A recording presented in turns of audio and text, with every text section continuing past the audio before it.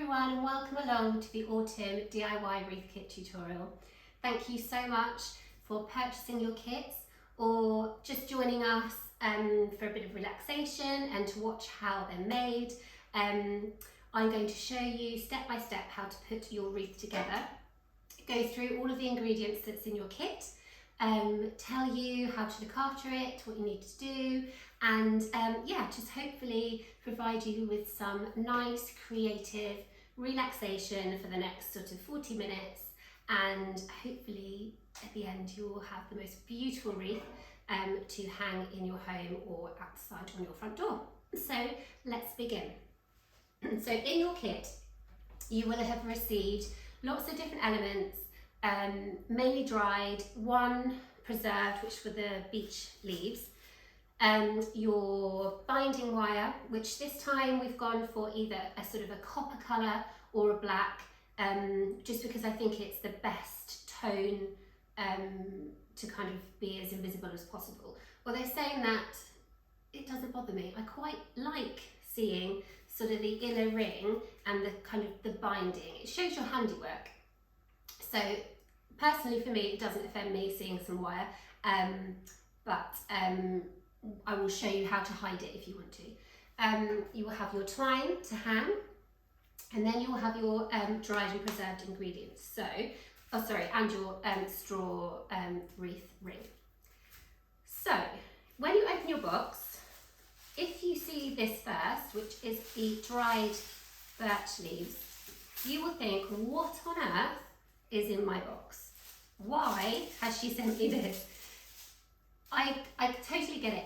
At first glance, when it's like this, not too pretty, not particularly appealing, but I promise you, when you break it down and you add it to all the other elements, it just adds something that lifts the whole wreath. So bear with me on it and trust me on it, okay? So that's the dried birch leaves. Excuse me, I've lost my voice this week, so I will do my best.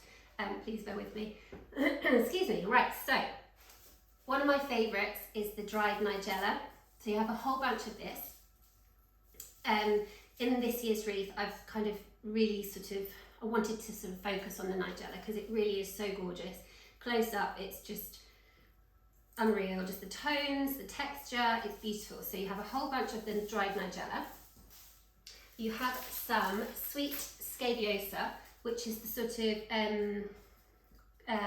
twiggy kind of dried foliage with the little seed pods at the end. So that adds a really lovely kind of wild dimension to your wreath.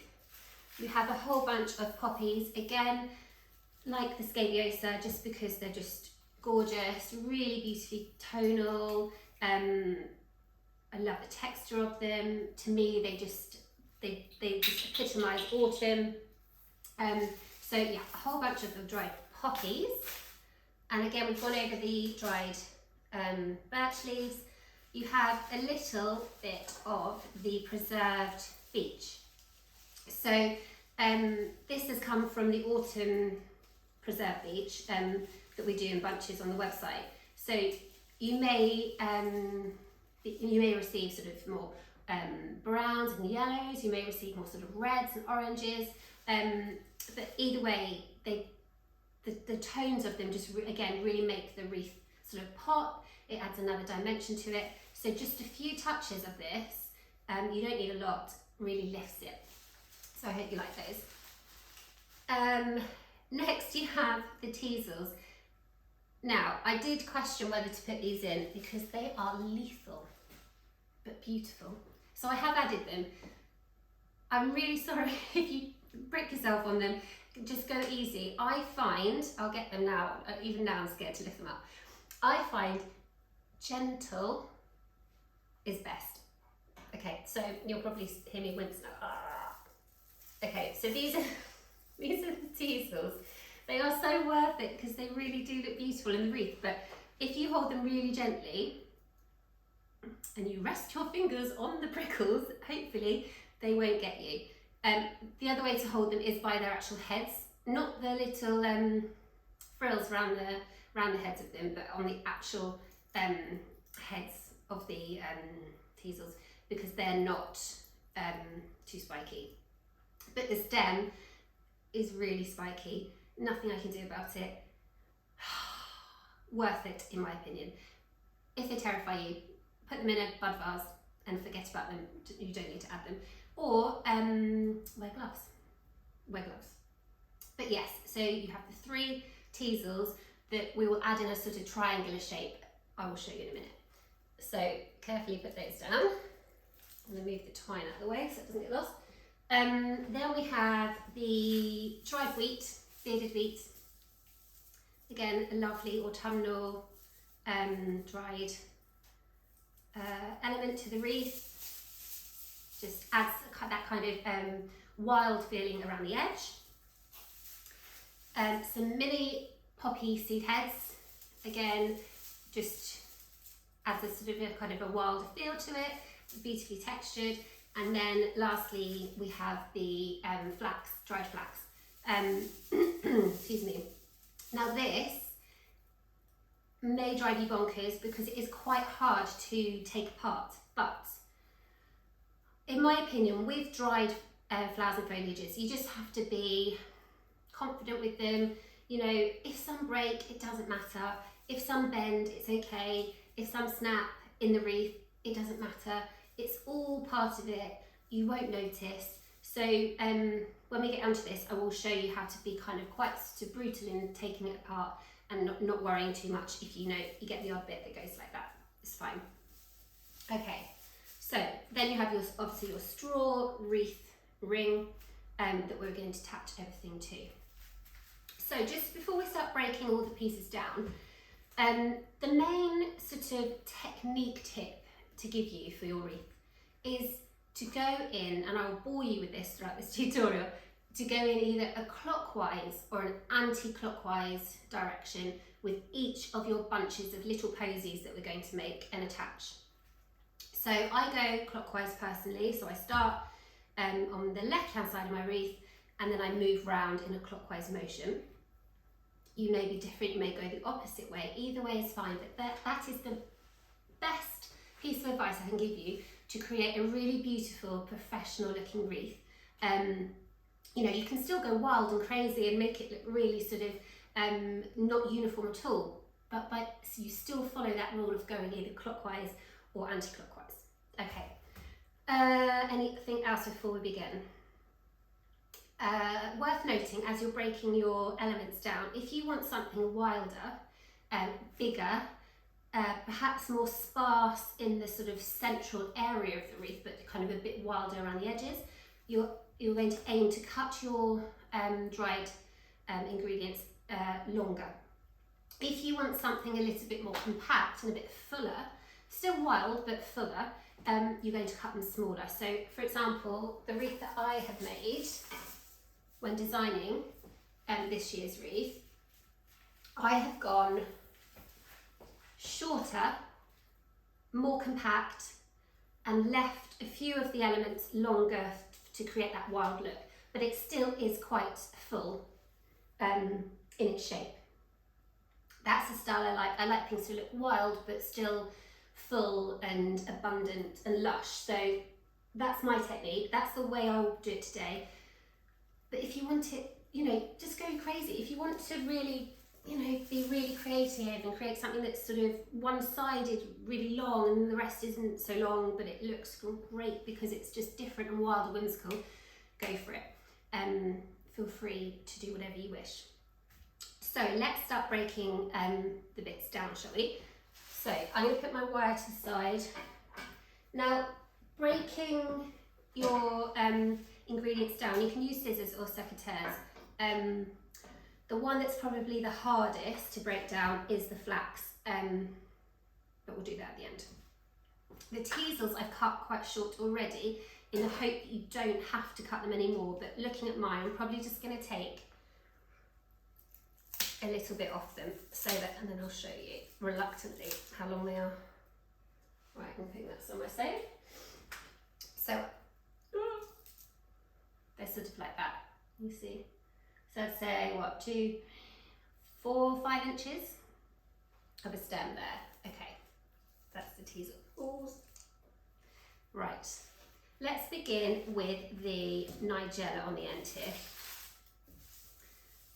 So yours may be elastic banded. So take that off. And then maybe halve the bunch. It is messy, but nothing Hoover at the end can't sort. I would then just take the bottom bit off like this, okay? So then you're left with the bits that you're going to use and the bits you're going to just discard, so you don't need those.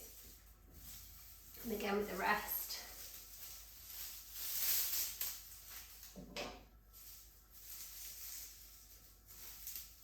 No, it's quite savage, but it gets the job done. You don't need to do it stem by stem, okay? Pop those in your nigella pile.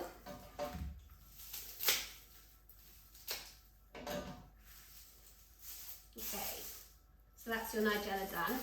Then we have your sweet scabiosa. So this you can sort of pull apart and have a look at it and think, okay, I'm just going to cut it.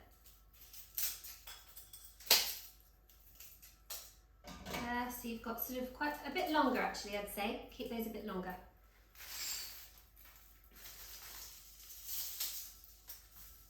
Yeah, I mean you can, if you want to, cut stem by stem so you're getting every single sort of section. But I believe I've given you more than enough to include in your wreath. So, I mean, hopefully you might have bits left over if you don't want it too full, that you can pop, you know, in a bud vase or something like that. Okay. And also, if you get sections where there's no pod at the end, I would still break it down. I'd still include it because it still adds another texture to it. Okay, so that's the sweet scabiosa in its pile. So now the lovely poppy heads. Take the elastic off.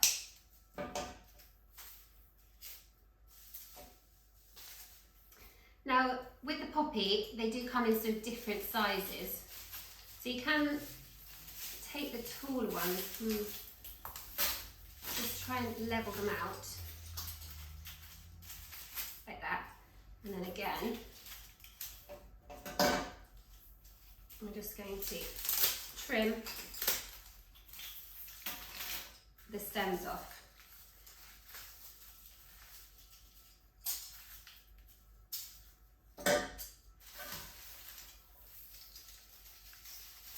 The thing I love about the poppies is that you probably will get lots of different size heads, so you get some really lovely chunky ones and then also some really, I'm going to fit this down there, really lovely quite diddy ones which are beautiful. Okay, so that's the poppy heads. Now for the really unattractive dried birch leaves. So with this, you can be quite confident with it. So I would take it in sections, and because you have quite a lot, I've given you a whole bunch, so which you probably won't need all of it. If you have any little bits that come off, like that, I would then just cut. So you have sections like this. And then for the bigger stems, I would just go in, you know, and just take off the bottom sort of woody stem.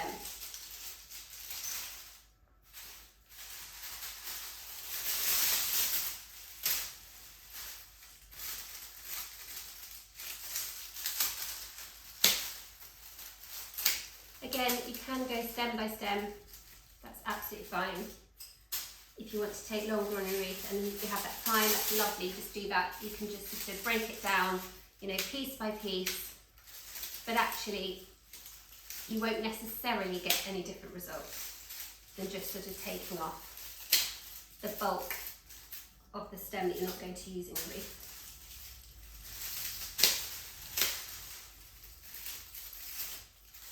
Okay. So that is your dried birch leaf. Try and keep things as clear as possible so you can see. Not sure why I wore a wool jumper. Okay, so then your preserved beech leaves. Again, you can keep some of these long so they flow around the edge of your wreath, or you can cut them down a bit, mainly so that you don't have touches all the way around. The aim wasn't to sort of have big clumps of them, it was just to have little elements, little touches of the preserve, just to lift the wreath. So breaking it down into sort of little sections. And you can discard any that you want, any sort of bits, but I personally would, keep that. It's not the prettiest, but in the wreath it doesn't matter, you won't notice, but it will still add to it.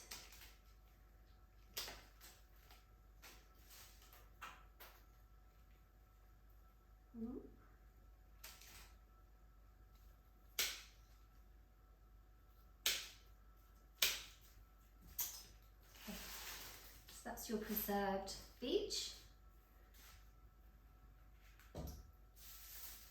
Do the flax last. So moving on, I'll do the mini poppy heads. So again with this, I would leave the elastic on and just take off the bottom. So you're left with your stems like that. Some of them are longer, some are shorter, but they will add into your posies and it will work beautifully. Okay. And then again, I'll do the same with the dried wheat. Just take off the bottom.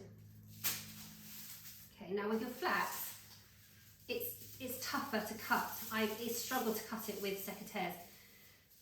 I would leave your elastic band on and sort of pull it apart. And I know, like I said, it will break, some of it will break and bend, but it's okay because you'll weave it in amongst the rest of your wreath and you won't notice. Then I would take your sections with your secateurs or scissors and cut. So this one, oh, okay, it did. Usually it takes a pair of scissors and secateurs to cut the flax.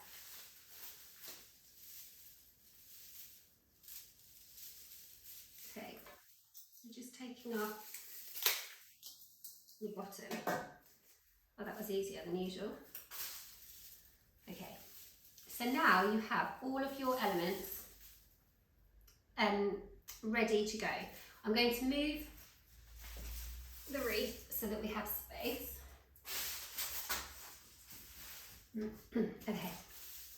So then just lay your sections, all of your ingredients out in their bunches so that you have all of it to hand as we make our posies. Okay. So if you pick up your binding wire, now we're going to secure this to our wreath ring. Okay, so you have a length, take a length off, but obviously keep it attached to the reel, so it's going to stay attached to the reel the whole way round. We're not cutting it until right at the end. So take a sort of length, maybe 6 inches, and then you're going to secure it to your ring, just simply by wrapping it round nice and tight. There we go. So you have it attached. Don't know if you can see on my jumper. Now, as I was saying, we want to be going in a clockwise or anti-clockwise motion. So I go clockwise, which means I'm going to start with my binding wire secured to the left-hand side of my wreath ring. So I'm just going to leave that there for a minute, and then I'm going to make my first posy. So a wreath consists of lots of different posies attached in a motion, going in the same way, and that is what basically your wreath consists of. So what we're going to do is make lots of little posies and then attach them to our wreath ring. So if we start with some nigella, a touch, just a little bit. So that forms sort of like the basis, the kind of the bulk, the middle of our posy. I'm then going to add in some of the birch, the dried birch, maybe 1 or 2. Okay. I'm then going to add in a couple of poppies, maybe 2 or 3 actually, at different heights. Okay. And then maybe a little bit of the mini poppy, but again, I'm going to add that on top, but let it sort of spray out to the side. How do I explain this? To the side of the wreath that my pose is going to go on. So for example, I'm clockwise, so I'm starting on the left, which means my longer elements are going to be on the left-hand side of my little posy, because they then will be on the outside of the wreath. It will make sense, I promise. Whereas if you're doing it anti-clockwise, so you're starting on the right-hand side, if that feels natural for you, you want the longer elements to be on the right-hand side of your posy as you're looking at it, so then they kind of go on the outside. It will make sense. So maybe 1 or 2 pieces of wheat. Again, I'm going to have those taller or longer, and then some flax. Just a little bit, not too much. Flax. Again, it doesn't matter if it's snapped, just to add some texture. And then on the top, I will add a little bit of preserved beech. So there we have it, the first little posy. So holding it securely, you then have your wreath where you've put your binding wire. The section you're adding is going to go, I'm trying to work out how to explain this, at 9 o'clock or 3 o'clock if you're going anti-clockwise, but I'm going 9 o'clock, so basically in the middle of the wreath at the side, and you just place it on, okay, nice and firmly, slightly to an angle, so you're slightly going to 11 o'clock. So your wreath ring, if you imagine, is at 12 o'clock where you're positioning, and your posy is going slightly to the side. I will show you.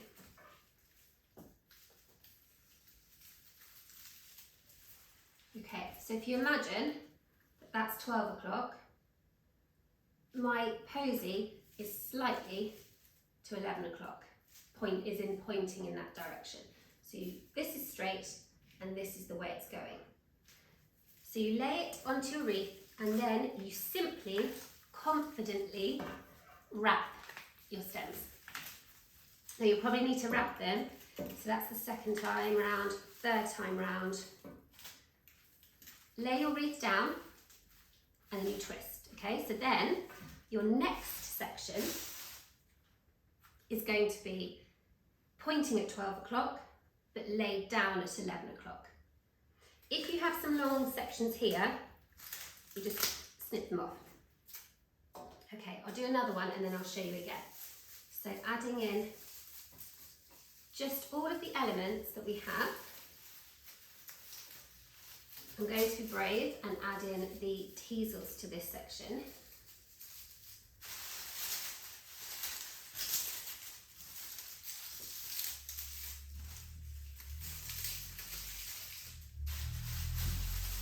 Now some sections like this one, I'm adding more of the green birch leaves. A couple of poppies, not too many, just because it adds that length and that touch. Some wheat. And then 1 or 2 poppy heads, the bigger ones. Little bit of preserved, and then the teasels. So what I would suggest with the teasels is to lay it down in your posy, then put something over the top. So I might actually put some nigella because it's got some over the top. So then where your thumb goes to hold it in place, you're covered. You're not actually touching. There's the prickles. Okay, so you have your posy there. Okay, that then goes, excuse me, sorry. That then goes on top of your previous posy so that the main body of this posy covers the binding wire of the previous posy. So lay that down, slightly facing 11 o'clock or 1 o'clock if you've gone the other way. Hold it down and then confidently bind your posy to your wreath ring. I'm going over 3 times, all the way around. Okay, lay it back down and then twist. Okay, so then you've got your next section ready at 12 o'clock. I'm then going to snip some of the sort of longer stems. Take that so everyone stands on that. Okay. And now you're going to move on to your third posy. So again, take some nigella.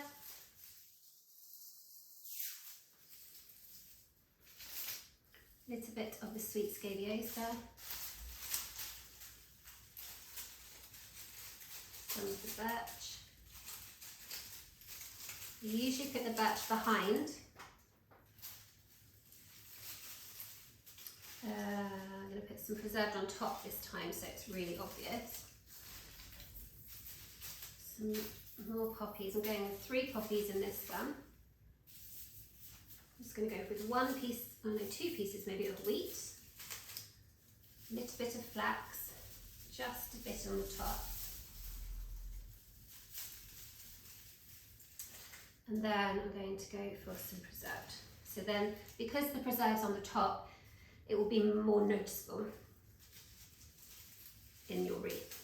Okay, third posy. So that goes, the main bulk of that posy, this section here, not this section goes on top of your binding wire. Hold it confidently, securely, and over 3 times.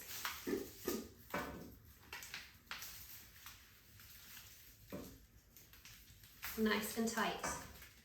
Snip off any kind of long excess ends. Place it down and then twist, okay? This is already taking shape. You can sort of start to manipulate bits. If you want to sort of fan them out a little bit, see how you feel. Okie doke. Nigella, little bit of sweet scabiosa, some of the dried birch. Are you liking the birch yet? Are you understanding why I put it in, or are you thinking, oh, okay, looks beautiful. I have this one a little bit longer actually, just for some difference in sort of the texture and the sort of the dimensions around the edge. Some mini poppies, a couple of wheat, and a little bit of flax. Again, I say only use a little bit of flax in each because it's just there to add a kind of the word I use for it is fizz, but it's not, I don't know how to explain it. It's sort of just to add a bit of kind of an ethereal kind of feel, a kind of a wispy sort of feel to it. So it's not meant to be the sort of main event, it's just to add kind of little touches here and there. And then I'm going to pop on, go for some yellower toned preserved. Okay, so we have our 4th posy. Now adding the main bulk of the posy on top of the binding wire at a slight angle towards the outside of the wreath, and wrap 3 times at least.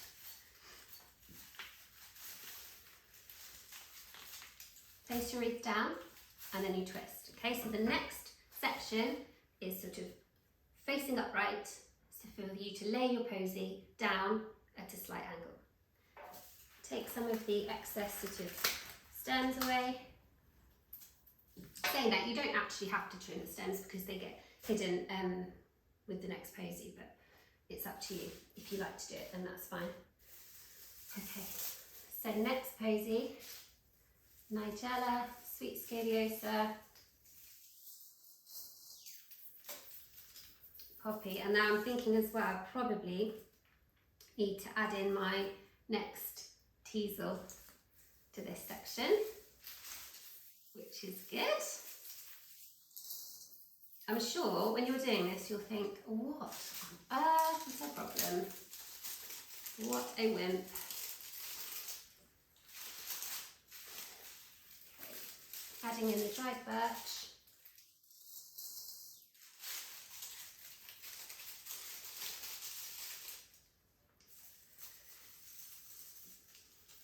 Just one stem of the poppy, just to add some sort of whimsical kind of feature around the edge. One piece of wheat, teeny bit of flax,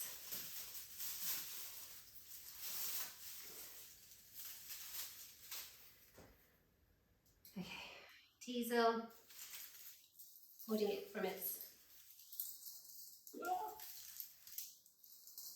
head into the posy, very gently holding it in place with the idea that then I'm going to cover it with something that will mean I'm not directly holding the stalk. Sorry.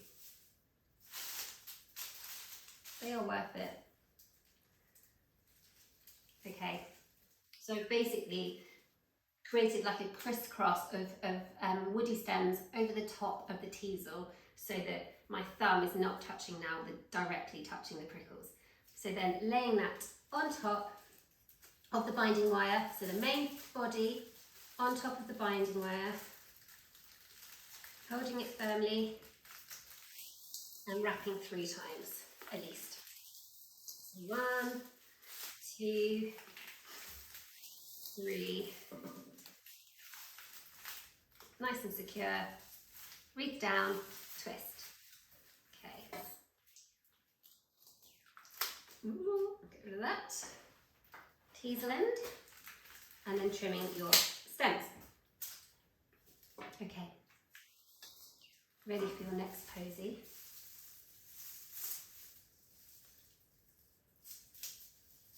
So, some Nigella, Sweet Scaliosa, maybe just one. I seem to have more poppy. I've probably not put in a lot of poppy. I'm probably nearly halfway through. How many have I done? 1, 2, 3. So I've done 4 posies. This is my 5th. I think the 5th will take me to halfway through. So you're probably looking at 10 posies. If that helps with divvying up your ingredients and how you want to split it. So I've got quite a few poppies left, so I think I'm going to be a bit more generous with the poppies in this posy. And again, it doesn't matter if you get to the end and you think, oh my gosh, I've got loads of poppies left, or loads of flax left, or loads of wheat. You can just make that more abundant in that ingredient, and then it's a statement. You know, it feels more kind of natural and less uniform. So adding in the birch.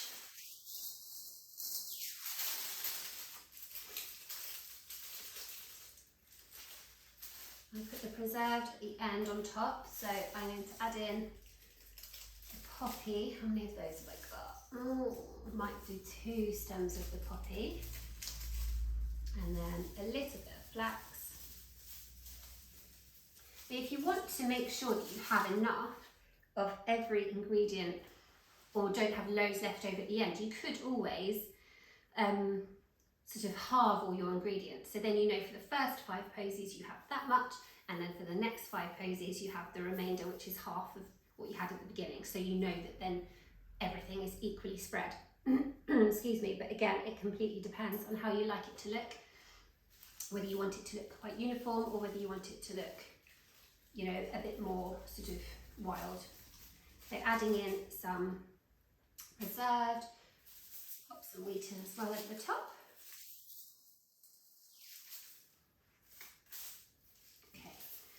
adding in the posy, slightly pointing outwards to sort of around 11 o'clock,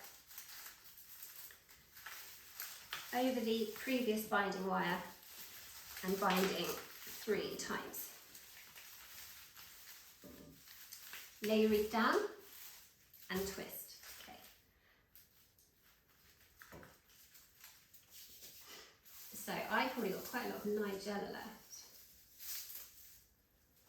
1, 2, which is my favourite ingredient. So I might put a little bit more in this time.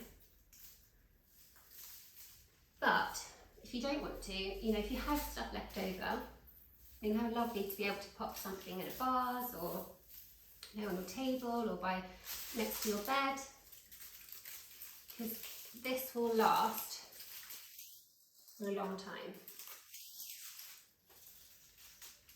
But I will go through all that at the end. And some flax.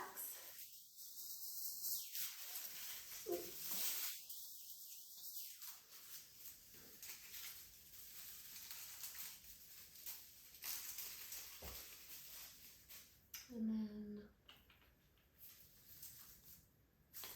some preserved.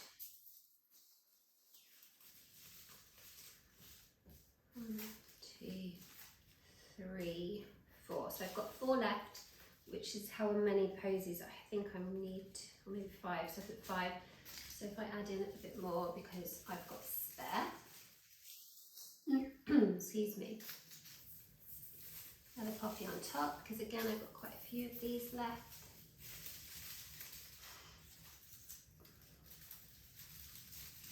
Okay. So laying your posy down on top of the previous main area of the wire, slightly to an angle, wrapping it 3 times. See, I didn't cut the stems off that previous posy, but they've just been bound into the next section. So if you don't feel like cutting your stems off once they're on the wreath, then it doesn't matter. I'm going over a 4th time there. Okay, lay down and then twist. Okay, perfect.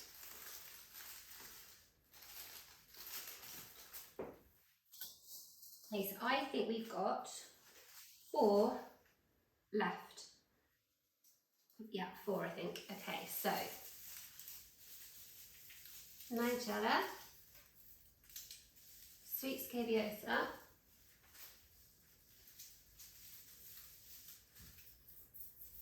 poppies,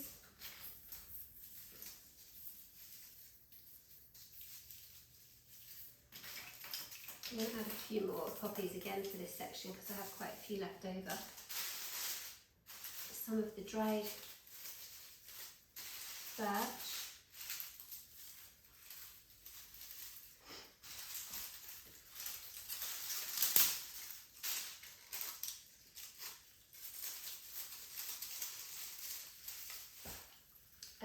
Some of the mini poppy seed heads.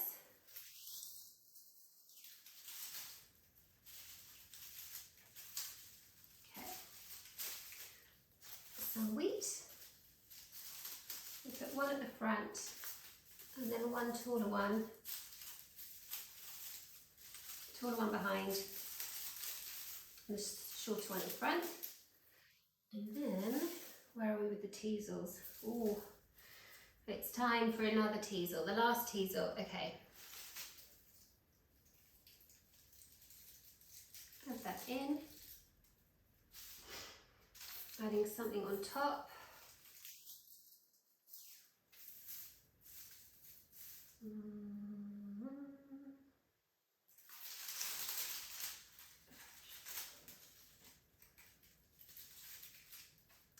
And then the preserved.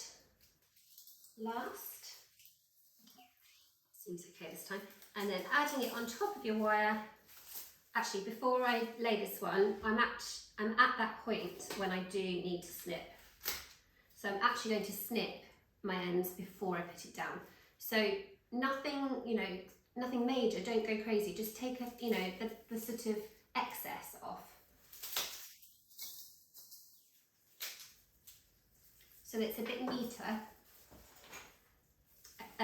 Mainly because we're coming to the end, so we need to keep it quite contained so that it's easier to wrap. So then add that onto your wreath, onto the binding wire. Lay that down, bind confidently, tightly, 3 times.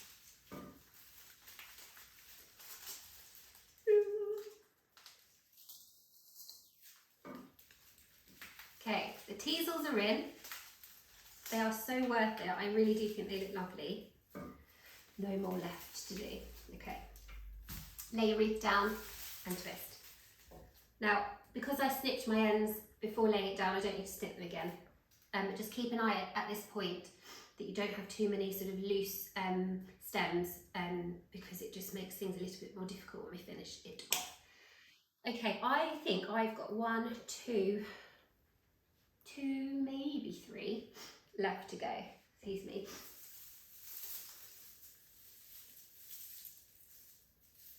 Okay, so Nigella,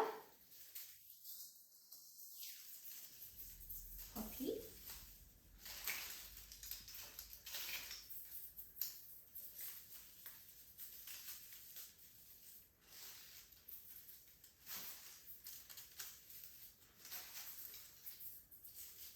now I would say with the big poppies, maybe don't cut them too short, because I'm thinking that some of mine are a bit short and they are a bit difficult to work with. So with your big poppies, don't cut them too short, because you can always cut them afterwards. Because yeah, I think I've cut mine this time a little bit too short. Okay. He obviously wants to go in, so we'll pop him in. Some more sweet scaliosa and a bit of Nigella, and then green birch.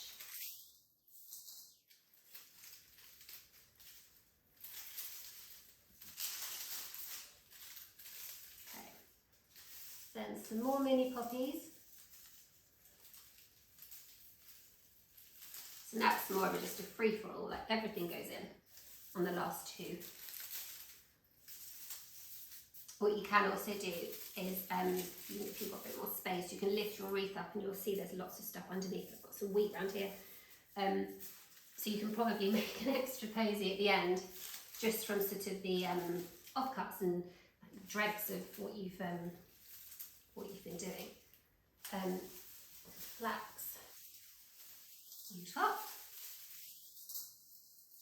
The posies really don't need to be neat at all, as I hope you've seen.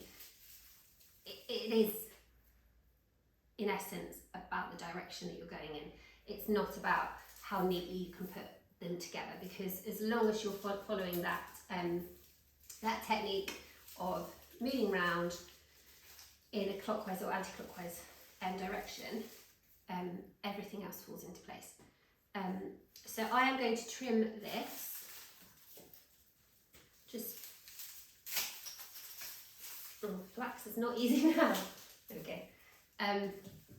So it's quite neat. I'd say sort of like 1.5 inches underway, because I kind of got it held. So as we start to move into the sort of the end of making the wreath. Okay, so you're adding over your binding wire of the previous section, wrapping 3 times. Now, it might start to get a little bit fiddly at this point, but do not worry, I will talk you through it. So my stems of this posy that I've just added, okay, so binding really tightly and then twist. My stems are now touching the first posy that I lay down. So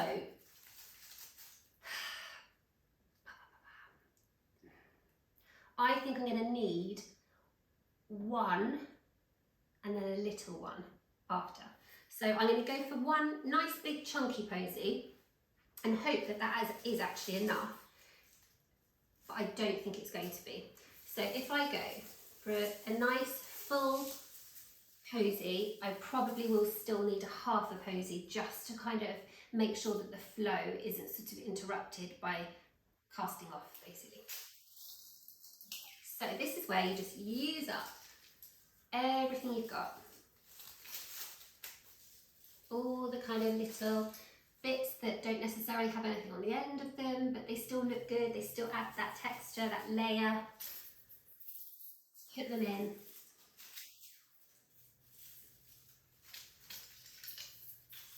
That's the beauty of using quite a few different ingredients. It doesn't need to look neat, and if it isn't neat, it doesn't matter. You can't tell. Okay. Flax. So I've got quite a bit of flax here, so I'm going to put some in the front of the posy and then some behind, just so it's not too heavy. A couple of bits of wheat, I think. Have I got any other? Yeah. With a dried wreath, you definitely just have to embrace the mess. And at the end, get the vacuum out. Okay. So trimming the stems down. Watch your fingers. That black smell. This is so easy. So the last, well, maybe the penultimate hose is going in. So, let me just try and show you. Your wreath might look like this. Okay, so you've got that gap there. So you're sort of adding the posy how you have been, but tucking it under the first posy. So be really firm, hold it really nice and tight.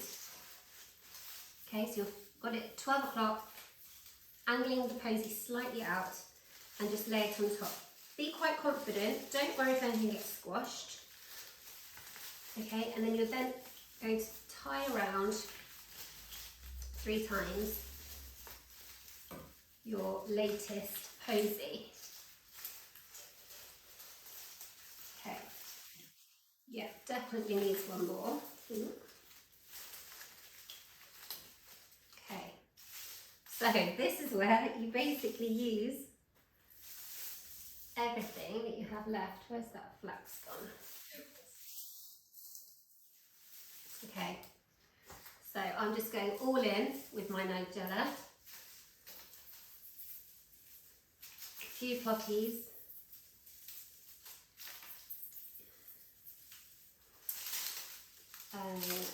Use up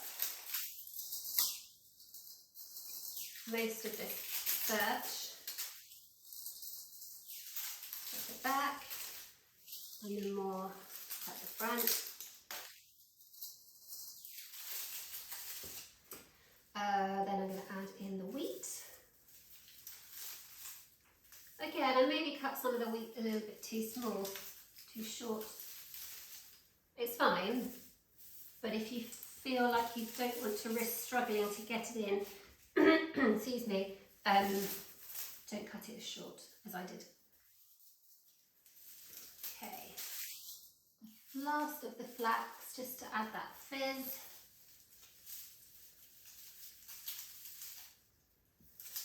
Some of the last of the mini poppies.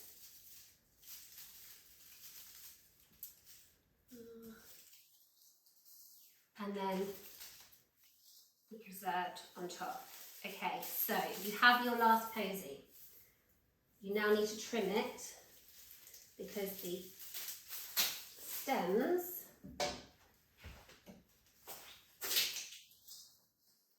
are going to tuck underneath the first posy. Excuse me, so holding it nice and tight. Lift your first posy up gently, but again, you don't need to worry about it breaking, and tuck the stems of your last posy underneath. Okay, so I've been quite heavy-handed, nothing's broken. It is still, I know it's dried, but it is still quite flexible. And if it does snap, it doesn't matter. You can always feed other bits through if you want to. Okay, so you've got those the stems of your last posy are tucked under the top of your first posy. Okay, you get your wire and then you hold it and you find, tucking the wire underneath, so sort of almost over the top of your thumb and underneath the first posy. I've got my skin caught there. And round. Once you've got that first one done, so much easier. Back over.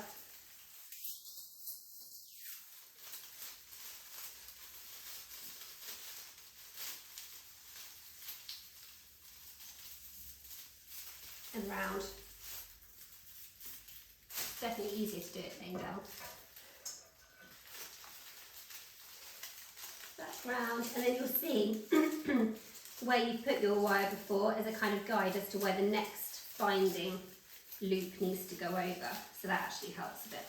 Okay, so I've gone over 3 times I think there, and I've done it really nice and tightly. Okay.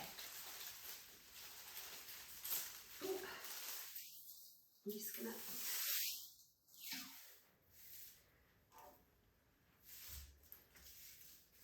clear up so you can see a bit better. Okay, so that last bit is now done. Okay, don't worry if it doesn't look perfect because you can kind of zhuzh things around once you've finished. So I'm going to take a decent amount of wire here. I don't think you can see on my jumper. So probably like 12 inches maybe. And then I'm going to cut it. Pop your wire aside. And we're done with that now. So you have your sort of long piece of wire. We're now going to cast off. So I'm going to take that back through so that, where is it? Lost it. So that it is around the back of the wreath. Okay. So that it's there. And then all you're going to do is a bit like sewing. You're going to sort of cast off, I suppose. So I tend to just do a loop where I can get it in, for want of a better way of describing it. You will see that the straw wreath ring has got like an elastic, its own elastic binding. So you can tuck it behind a few of those if you want to. So I've just done that, hoping it's going to come out the other side. It's a little bit of a fiddly process, but I promise you you'll get there. There we go. Okay, so yeah, I do think it is like sewing, isn't it? You're just sort of going over a couple of times, and then you know it's not going to come undone. I would then trim that copper wire and then bend it into a sort of a loop and then just push that in.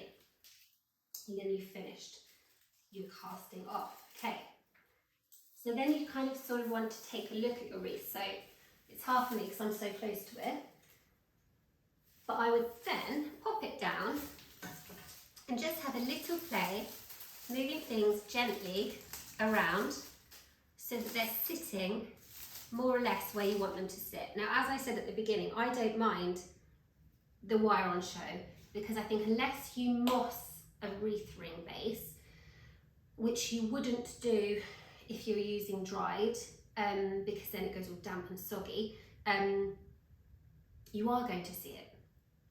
But I think embrace it. It's really autumnal. It's beautiful to see that straw with that copper wire over the top and all these gorgeous autumnal colours. I love. So don't worry if you can see your binding wire is what I'm saying. So have a little kind of zhuzh around,